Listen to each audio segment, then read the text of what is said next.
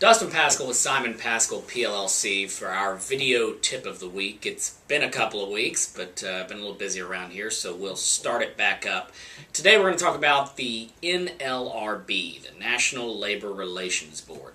Generally, when I say that, anyone that does not work in a union environment shuts down, stops listening. But actually, the NLRB does apply to non-union environments, to private companies that don't have unions. Specifically, back in the spring of 2015, the NLRB came out with a guidance memo, and we'll post that on our blog online, but a guidance memo specifically related to handbooks, and I think we've talked about that some in the context of handbooks, but I wanted to touch on it here just briefly. But within that memo, there's some prohibitions that the NLRB put in place related to the employer-employee relationship that I think surprises employers. Specifically, a lot of employers might have policies that are kind of anti-gossip policies in the workplace.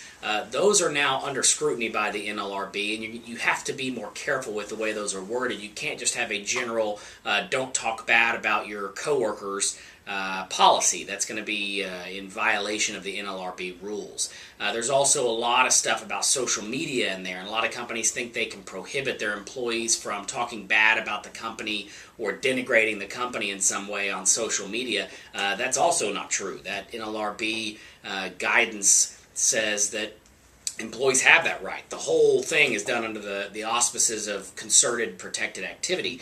And so the NLRB says those employees have that right to air their grievances, whether that be online or in the workplace or what have you. So you need to look at the memo or talk to your legal counsel for social media guidance as well. There's also stuff in there about when employees can leave the workplace and when they can't. And you can control that, but you have to be careful with the way you word it such that it does not sound like you are prohibiting some sort of strike. It even goes so far as to talk about how you can and cannot prohibit your employees from speaking to the media.